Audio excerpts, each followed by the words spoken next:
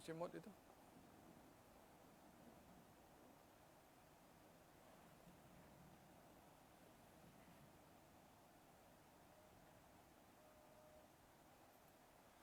Bismillahirrahmanirrahim. Alhamdulillahi rabbil alamin wa bihi nasta'in ala umuri dunya waddin. Salatu wassalamu ala asyrafil anbiya'i wal mursalin sayyidina Muhammadin wa ala alihi wa sahbihi ajma'in. Amma ba'du. Qala al-imam al-muallif al-imam al-Qutb al-Habib Abdullah ibn Alwi ibn Muhammad al-Haddad في كتابه رسالة المعاونة والمظاهرة المؤازرة للراغبين من المؤمنين في سلوك طريق الآخرة نفعنا الله به وبعلوم في الدارين آمين إلى أن قال وعليك بالإكثار من الدعاء والاستغفار لنفسك ولوالديك وقرابتك وأصحابك خصوصا walisairil muslimina umuman. Hendaklah kamu memperbanyak dalam berdoa, dalam beristighfar untuk dirimu, untuk kedua orang tuamu, untuk ahli keluargamu, dan untuk teman-temanmu secara khusus, dan juga istighfar untuk kaum mukminin secara amnya. فإن دعاء المسلم لأخيه بظهر الغيب mustajab. Sesungguhnya doa seorang muslim untuk saudaranya an dhahril ghaib, yakni doa senyap-senyap, doa yang orang yang didoakan tak tahu kalau didoakan, itu doa an dhahril ghaib mustajab,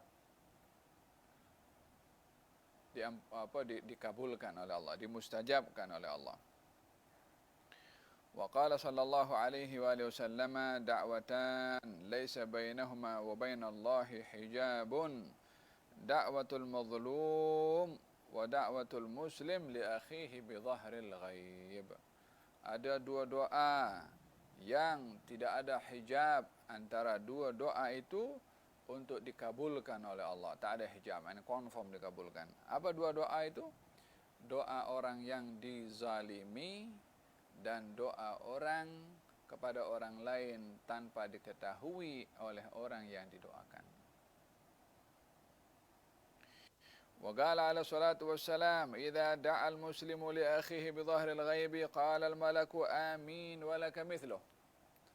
Baginda bersabda, bila seorang muslim berdoa untuk saudaranya tanpa diketahui oleh saudaranya itu, maka malaikat akan mengaminkan dan mengatakan, bagimu juga apa yang kamu doakan untuk saudaramu. Wa qala Maimun bin Mahran rahimahullah, man istaghfara liwalidayhi ba'da kulli maktubatin faqad qama bi syukri lahum alladhi amarahu Allah bihi.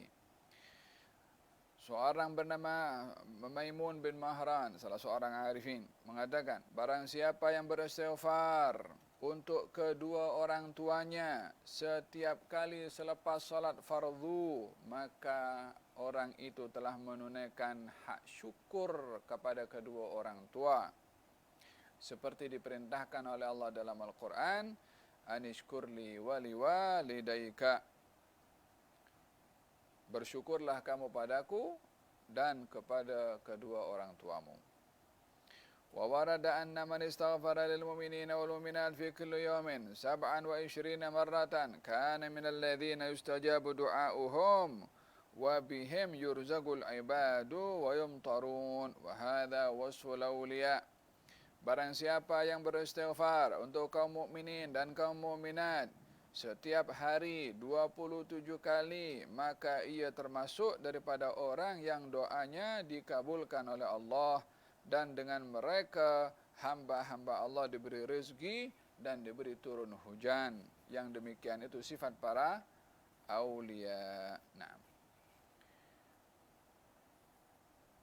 doa ini senjata yang paling ampuh bagi setiap muslim untuk mendapatkan apa yang dihajatkan kepada Allah Subhanahu wa taala. Ad-du'a mukhul ibadah. Otak doa itu intipati pada ibadah. Tiadalah ibadah dilakukan oleh seseorang melainkan terkandung pada ibadah itu doa. Doa itu adalah permintaan daripada bawah ke atas. Maksudnya daripada makhluk kepada yang maha menciptakan, yaitu Allah Subhanahu wa ta'ala.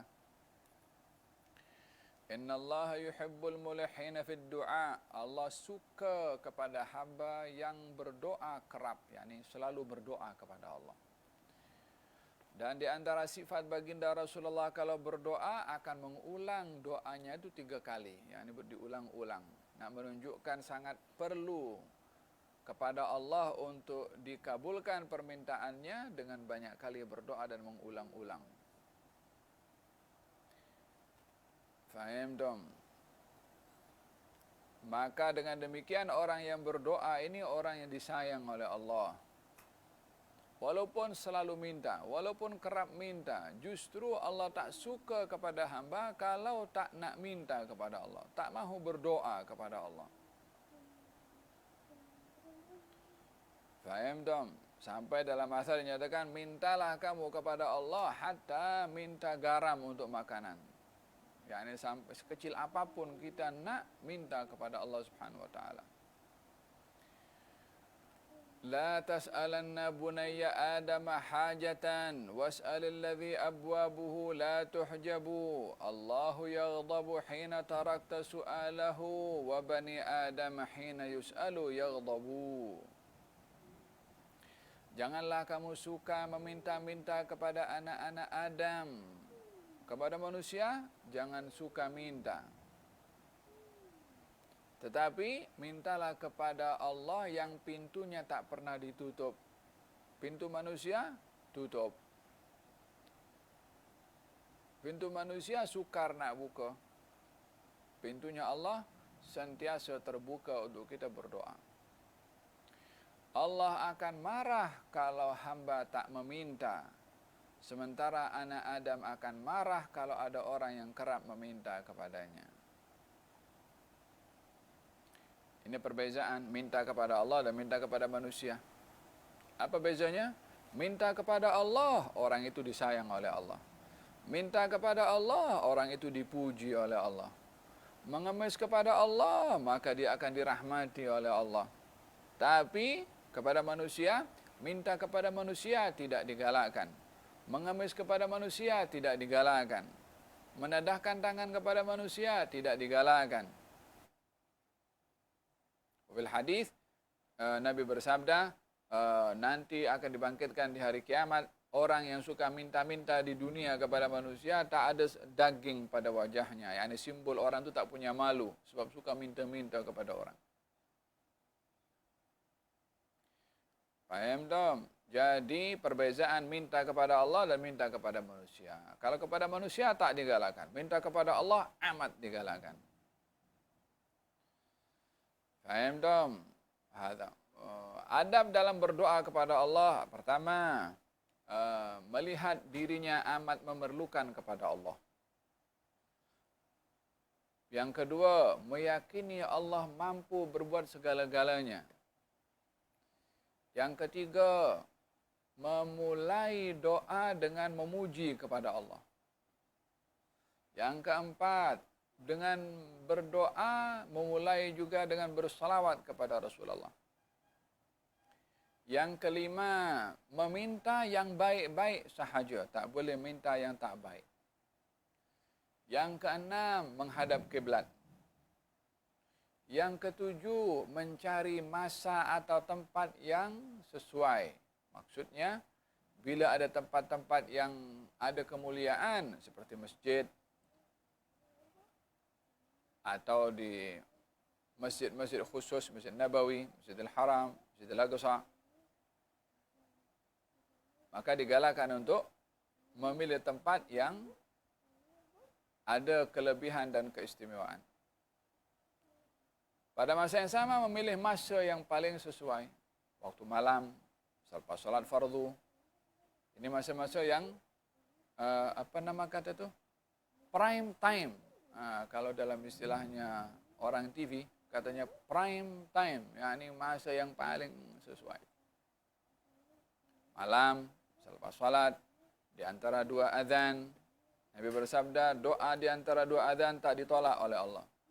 Dalam keadaan perang, berdoa dikabulkan oleh Allah. Jadi itu adab-adab dalam berdoa. Kemudian dalam berdoa, yakin kalau doa kita itu dikabulkan oleh Allah.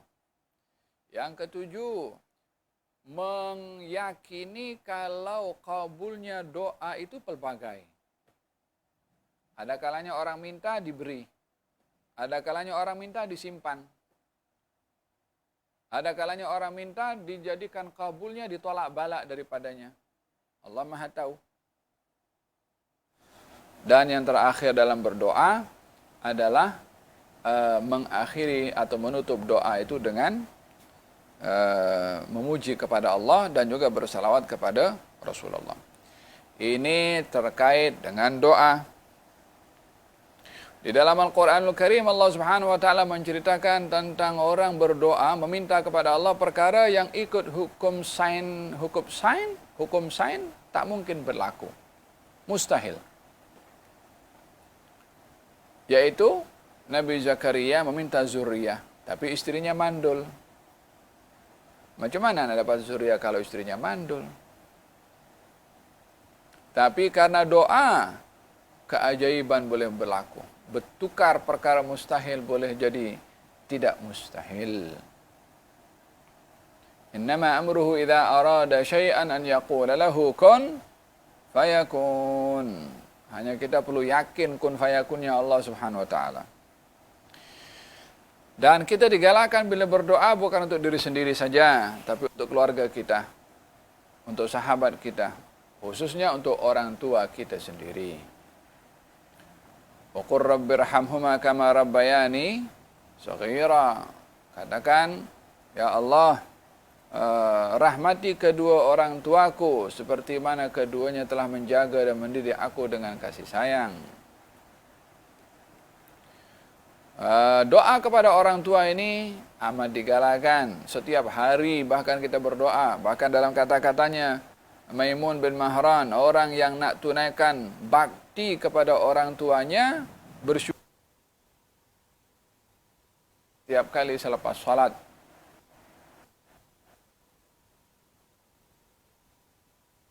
Ya warhamhuma kama rabbayani shaghira.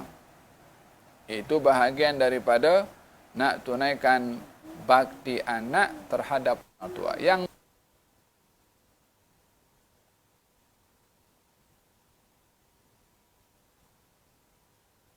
doa bukan untuk diri sendiri, tapi untuk orang lain juga.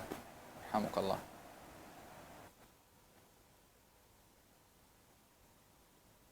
Yang orang didoakan itu tak tahu, namanya doa an dhahril ghaib. Ini doa yang paling mustajab juga untuk kita. Untuk dia juga.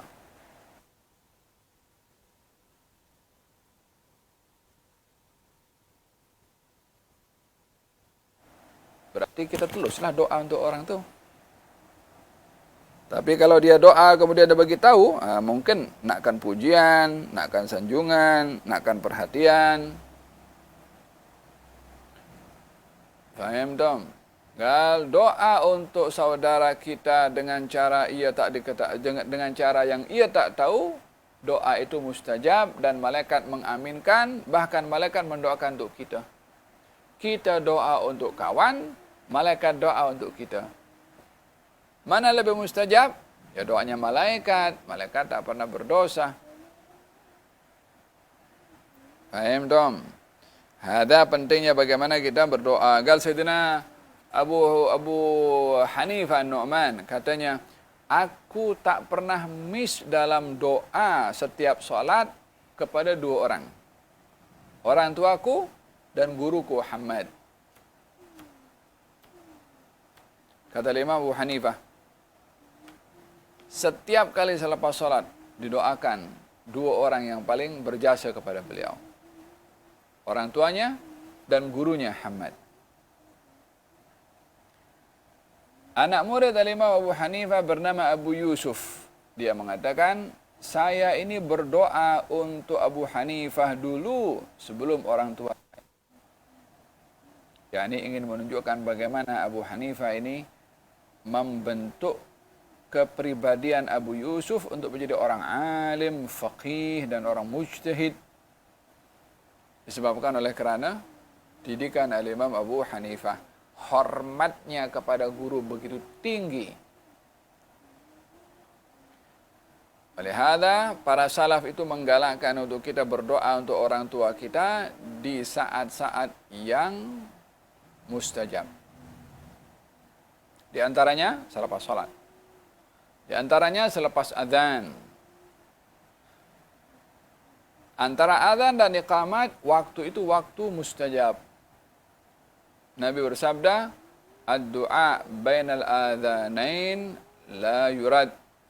Doa di antara dua azan tidak ditolak.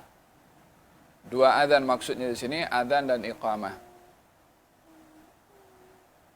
Oleh sebab itu kenapa kita di dalam doa azan wa abatu maqaman mahmudan alladhi wa'adta rabbaghfirli wa liwalidayya rabbaghfirli wa liwalidayya rabbaghfirli wa liwalidayya rabbaghfirli wa liwalidayya rabbaghfirli wa liwalidayya warhamhuma kama rabbayani shaghira.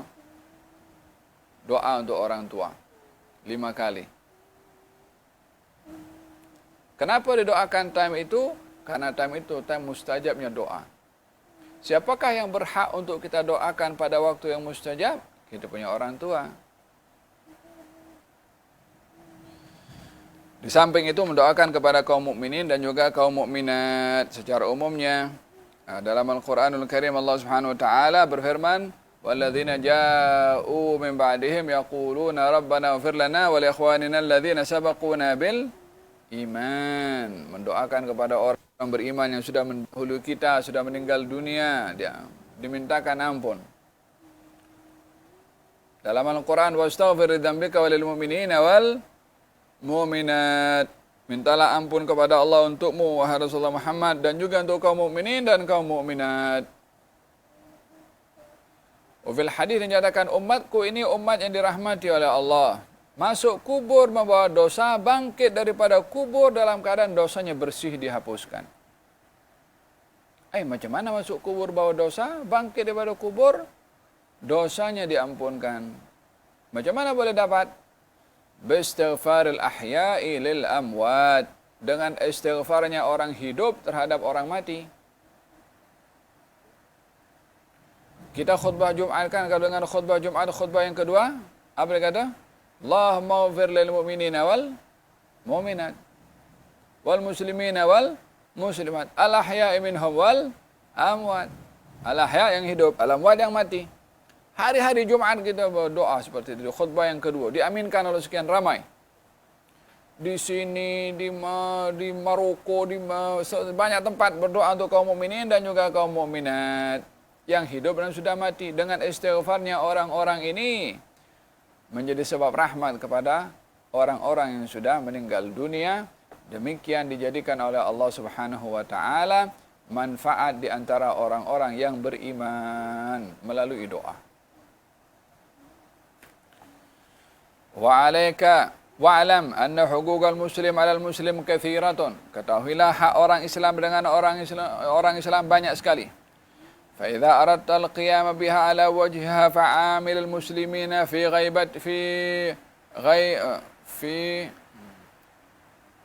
ghaibatihim wa hudurihim. Bila kamu ingin menunaikan hak orang Islam, maka hendaklah kamu menunaikan hak mereka di hadapan mereka atau ketika mereka tiada di hadapan kamu.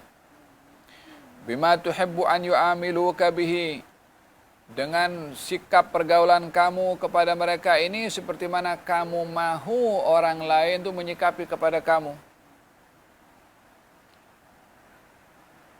Kita ridha tidak kalau orang itu mengumpat kita? Kita tak mahu, maka jangan mengumpat orang lain. Kita sakit hati tidak kalau orang maki kita? Sakit hati, jangan maki orang lain. Adakah kita merasa terhina tidak kalau orang tengking angkat suara di depan kita? Ya, akan terhina, kita geram. Itu juga tengking orang lain.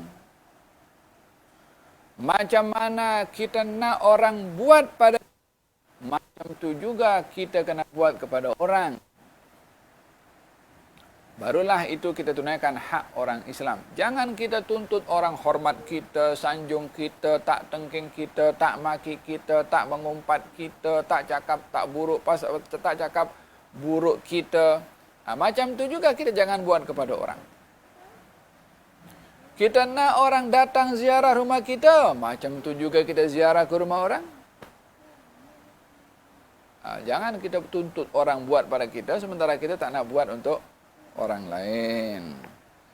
Wajahid nafsaka wa wattin qalbaka, hendaklah kamu lawan kepada hawa nafsu kamu dan hati kamu hendaklah tetap dalam kebenaran. Ala an tuhibba lahum minal khair, hendaklah membiasakan kamu itu suka perkara kebaikan untuk saudara-saudara kamu. Bima tuhibbu li nafsika, seperti mana kamu mahu kebaikan itu kamu dapat. Wa takrah lahum minasyarri ma takrah li nafsik, dan kamu tak mahu perkara buruk menimpa mereka seperti mana kamu juga tak mahu perkara buruk menimpa kamu. Kita tak mahu sakit, jangan seronok kalau kawan kita sakit atau orang Islam sakit. Kita tak mahu terkena musibah, jangan pun seronok bila musibah itu menimpa kepada orang lain. Ayam dong. Wa qad qala Rasulullah sallallahu alaihi wasallam, la yu'minu ahadukum hatta yuhibba li akhihi ma yuhibbu li nafsihi. Tidak sempurna iman salah seorang daripada kamu melainkan ia menyukai apa-apa untuk saudaranya seperti mana ia menyukai apa-apa untuk dirinya. Wa qala Rasulullah sallallahu alaihi wasallam, al muslim kal bunyan yashuddu ba'dahu ba'dha wa kal jasadil wahid idza ishtaka minhu 'udwun tada'a lahu sa'irul jasadi bis-sahri wal humma. Orang Islam dengan orang Islam macam satu bangunan yang saling menguatkan satu dengan yang lain. Umpama satu badan yang kalau satu sakit akan mengena kepada seluruh badan, merasa kesakitan dan dalam keadaan bangun malam atau tak dapat tidur pasal sakit. Begitu juga kita nampak beberapa kejadian yang menimpa kepada umat Islam, baik yang berlaku dekat Palestin, yang berlaku dekat beberapa negara, ya kan? Paling tidak kita mendoakan, ya Allah tolong mereka, ya Allah lindungi mereka, ya Allah berikan ketabahan kepada mereka, ya Allah berikan pertolongan kepada mereka, hancurkan musuh yang ingin menghancurkan mereka. Faham dong? Ini apa itu? Rasa solidariti dengan saudara-saudara kita Muslim yang berhadapan dengan kezaliman orang lain dan kejahatan orang lain. Wa qala Yahya bin Mu'adz rahimahullah, "Idza lam tastati' an tanfa'al muslimin fala tadurruhum." Yahya bin Mu'adz mengatakan, kalau kamu tak boleh memberi manfaat kepada orang Islam, janganlah kamu mengganggu, mendatangkan mudarat pada mereka. Tak boleh tolong, jangan seksa. Tak boleh beri, jangan halang orang lain untuk beri. Wa idza lam tastati' an tasurruhum fala tasu'hum. Kalau kamu tak boleh bikin senang orang Islam, kamu jangan sakiti perasaan orang Islam. Wa idza lam tastati' an tafrahum fala taghummuhum. Kalau kamu tak boleh menggembirakan orang Islam, maka janganlah kamu menjadikan mereka stres dan sedih. Wa idza lam tastati' an tamdahahum fala tadhummahum. Kalau kamu tak boleh puji orang Islam, jangan maki orang Islam. Wa qala Sayyidi Muhyiddin Abdul Qadir Al-Jilani radhiyallahu anhu, kun ma'al haqqi ka'an la khalqa wa kun ma'al khalqi ka'an la nafsa. Muhyiddin Syekh Abdul Qadir Jailani qaddasallahu sirrah mengatakan, jadilah kamu bersama dengan al-haq, bersama dengan Allah yang maha benar, seperti mana tak ada makhluk, yakni tak ada kepentingan dengan apapun daripada makhluk. Wa kun ma'al khalqi ka'alla nafs. Jadilah kamu ketika bersama dengan makhluk, tolong ke, nasihat ke, membantu ke, ka'an la nafs, jangan ada apa-apa keinginan dan hasrat, hengki-pengki, udang di balik batu ketika kita tolong orang. Ini buat ikhlas, tulus, tak ada apa-apa. tolong, khalas. Kita tolong orang, dia maki, jangan peduli. Kita tolong orang, dia tak berterima kasih, bukan awak punya hak untuk dia berterima kasih kepada awak. Beri kerana Allah, khalas. Wa yut'imuna at-ta'ama ala hubbihi miskinan wa yatiman wa asira innama nut'imukum liwajhillahi la nuridu minkum jazaa'an wala syukura. Kami beri makan kepada mereka kerana Allah tak mengharapkan apa-apa balasan, hatta sekedar kalimat terima kasih. Jangan menolong orang kalau mengharapkan pujian. Tak pure pertolongan tu. Faham dong? Wa qala ba'd salaf, sebagian daripada salaf berkata, an-nasu mubtala wa mu'afa. Manusia ni ada yang diduga, ada yang dilindungi. Farhamu ahlal bala washkurullaha 'alal 'afiyah. Rahmatilah, kasihilah orang yang diduga oleh Allah dan berterima kasihlah, bersyukurlah atas nikmat perlindungan Allah. Kita nampak orang kena musibah, ya Allah rahmati mereka, ya Allah sayangi mereka, ya Allah bantu mereka, ya Allah kuatkan mereka. Nampak orang diberi oleh Allah nikmat sehat walafiat, ya Allah jadikanlah mereka orang bersyukur. Berikanlah taufik mereka untuk taat. Jadi hati ini tak ada apa jealous kepada orang lain. Nampak orang susah, kita doakan supaya diangkat kesusahannya. Nampak orang dapat nikmat, kita doakan supaya dia bersyukur. An-nasu mubtalan wa mu'afa. Manusia ada dua. Diduga dan diberi perlindungan. Yang diduga, kasihi dia. Yang diberi afiat, bersyukur kepada Allah Subhanahu wa taala karena tidak diduga oleh Allah Subhanahu wa taala. Walhamdulillahi rabbil alamin. Moga-moga Allah Subhanahu wa taala golongkan kita dalam golongan orang-orang al-mu'afa, al-mu'afin, yang dilindungi oleh Allah Subhanahu wa taala, tak diduga oleh Allah Subhanahu wa taala, tak mampu nak berhadapan dengan dugaan daripada Allah, mengharapkan daripada Allah ihsan, mengharapkan daripada Allah minnah, mengharapkan daripada Allah al-fadl, mengharapkan daripada Allah ata, mengharapkan daripada Allah hibat, mengharapkan daripada Allah nafahat, mengharapkan daripada Allah inayat, mengharapkan daripada Allah riayat, khususnya di hari terakhir Ramadan.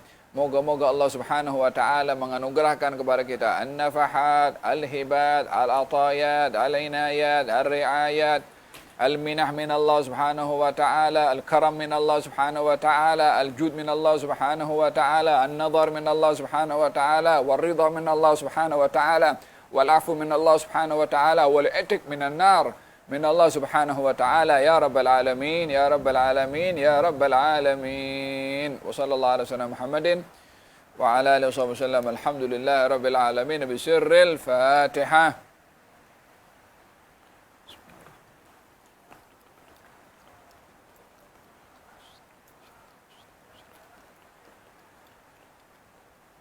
Allahumma shalli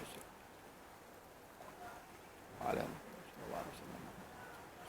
Alhamdulillah rabbil alamin. Rabbana anfa'na bima 'allamtana, rabbi 'allimna alladhi yanfa'una, rabbi faqihna wa faqih lana wa qarabatin lana fi dinina ma ahlil qutri untha wa dhakar, rabbi wafiqna wa fiqhum lima tartadi qawlan wa fi'lan karama warzuqil kulla halalan daima wa akhil adqiya ulama nahda bil khair nukfa kulla shar, rabbana wa salih lana kulla shu'un wa qarrab ar-ridha minkal uyun واقض عنا ربنا كل الديون قبل أن تأتينا رسل المنون واغفر استر أنت أكرم من ستر وصلاة الله تعشى المصطفى من إلى الحق دعانا والوفاء بكتاب فيه للناس شفاء وعلى الآل الكرام الشرفاء وعلى صحب المصابيح الغرر. اللهم اهدنا بهداك واجعلنا ممن يسار في رضاك ولا تولنا وليا سواك ولا تجعلنا ممن خالف أمرك وعصاك.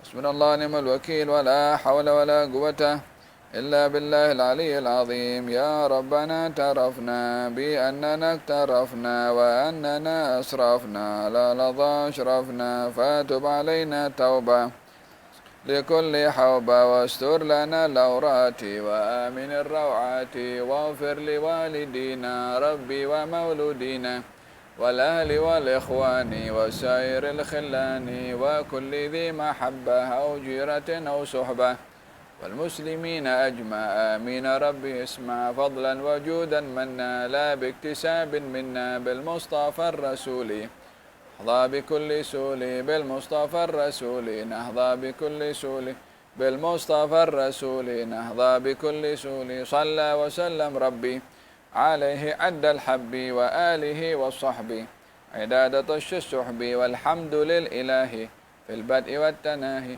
حمدا كثيرا دائم ما هبت النسائم سبحان ربك رب العزة عما يصفون سلام على المرسلين والحمد لله رب العالمين في كل لحظة أبدا هذا خلق رضا نفسي وسنة وشهد كلماته تقبل الله منكم